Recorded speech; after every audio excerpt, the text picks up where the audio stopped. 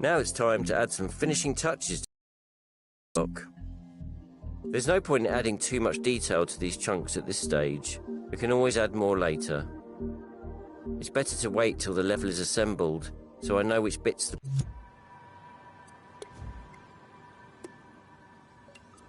player will see. At this stage, I also like to touch up the colours of the sculpture using the spray paint tool. When using spray paint, I like to turn up the soft blend and turn down the opacity so it's nice and subtle. I also find it useful to switch on surface snap for spray painting with the wireless controller too. This keeps the imp on the surface of the sculpture.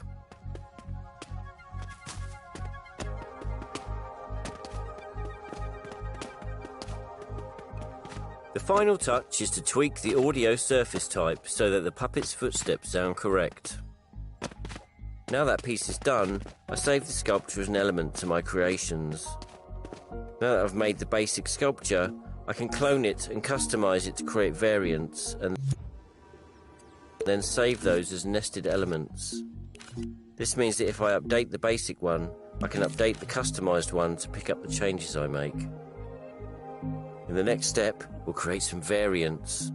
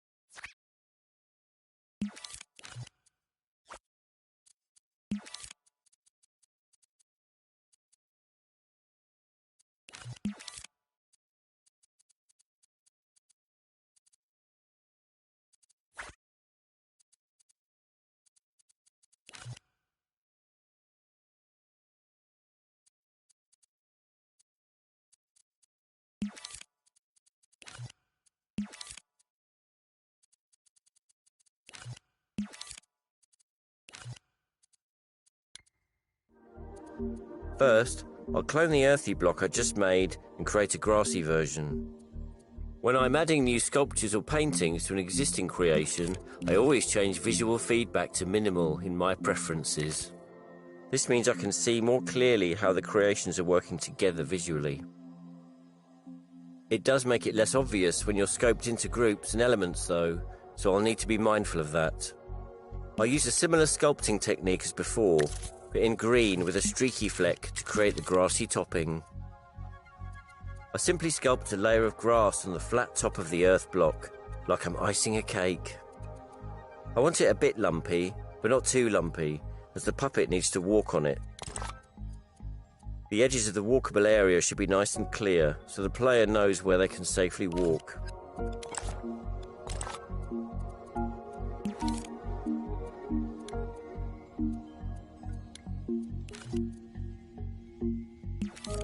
When I'm done sculpting, I go to style mode and turn up the impasto, ruffle and looseness to get the grass effect.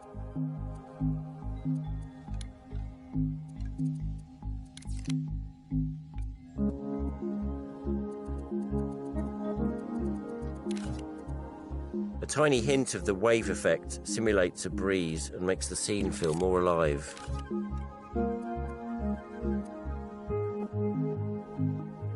Next, I scope into the earthy block again and spray paint around the edges of the grass with the green tumbler colour. This blends in the hard edge of the grass to make it less artificial. I also like to add some paint strokes with surface snap to the grass. I give them the same fleck, impasto and ruffle as the grass sculpture, but make them a little bit longer. This will make a good blend between the full grass and no grass blocks. You can also use a green shape set to subtract to carve a path into the grass. I like to make a few variants I know I can reuse in many different places and that will blend together well. Remember to try and get away with making as few variants as possible. You can always add more later. I also set the surface types too, like I did for the basic block. When I've made my variants, I group each one's constituent parts. This makes them easier to move and clone around when assembling them. Before I start cloning them, I save them all out as sculpture elements. Now I'm done making terrain, so let's go to the next step and make some rocks when you're ready.